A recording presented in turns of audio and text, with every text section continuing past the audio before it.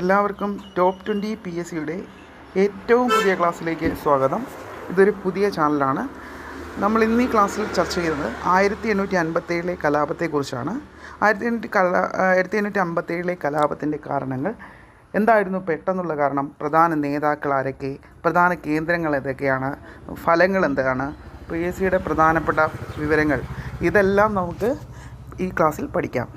ഇന്ത്യയിലെ ആദ്യത്തെ വലിയ ബ്രിട്ടീഷ് വിരുദ്ധ കലാപമാണ് 1857 മെയ് 10 ഇത് നടക്കുന്നത്. മീററ്റായിരുന്നു ഇതിൻ്റെ തുടക്ക കേന്ദ്രം.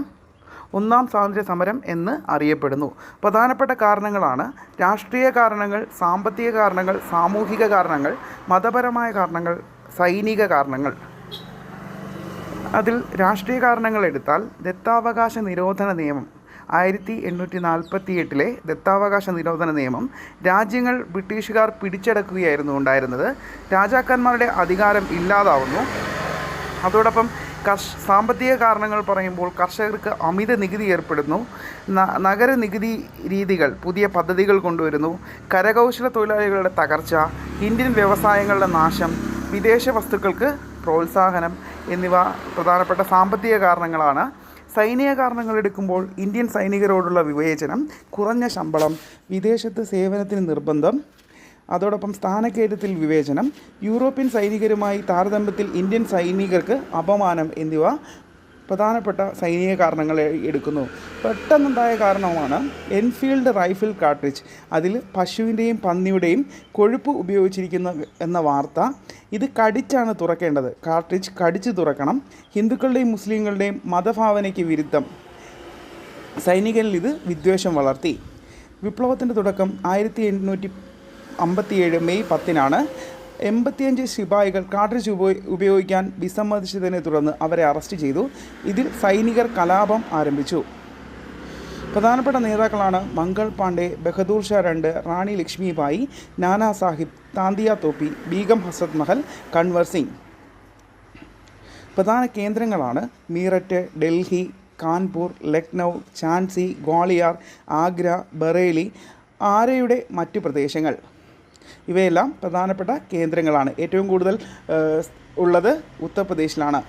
പ്രധാന സംഭവങ്ങളാണ് 1857 മെയ് 10 മീററ്റ് കലാപം.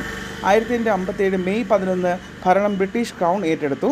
1857 മെയ് ജൂൺ കലാപം ഉത്തരേന്ത്യയിൽ വ്യാപിച്ചു. 1857 ജൂൺ 5 ബഹദൂർ ഷാ II ഡൽഹിയിൽ ബാദ്ഷാവായി പ്രഖ്യാപിച്ചു. 1857 മാർച്ച് കാൺപൂർ, ലക്നൗ, ഝാൻസി തുടങ്ങിയവിടങ്ങളിൽ പോരാട്ടങ്ങൾ നടന്നു. 1858 ജൂണിലാണ് കലാപം അടിച്ചമർത്തപ്പെടുന്നത്. പ്രധാനപ്പെട്ട ഫലങ്ങളാണ് കലാപം അടിച്ചമർത്തപ്പെട്ടു. ഇന്ത്യയിലെ ഭരണം ബ്രിട്ടീഷ് ക്രൗൺ ഏറ്റെടുത്തു. ഈസ്റ്റ് ഇന്ത്യ കമ്പനി പിരിച്ചുവിടുന്നു. സൈന്യത്തിൻ്റെ പുനഃസംഘടന നടത്തി. ഇന്ത്യക്കാരെ ഭരണത്തിൽ പങ്കെടുപ്പിക്കുമെന്ന് വാഗ്ദാനം പരികൽപ്പികമായിരുന്നു. ഭരണത്തിൽ കൂടുതൽ കേന്ദ്രീകരണം ഏർപ്പെടുത്തി. ഭരണത്തിൽ കൂടുതൽ കേന്ദ്രീകരണം കൊണ്ടുവന്നു. ഗവൺമെൻറ് ഓഫ് ഇന്ത്യ ആക്ട് 1858 ഇന്ത്യയുടെ ഭരണം ബ്രിട്ടീഷ് ക്രൗൺ ഏറ്റെടുത്തു. Secretary of state for India എന്ന പദവി ആരംഭിച്ചു. ഡൽഹിയിൽ വൈസ്രോയിയെ നിയമിച്ചു.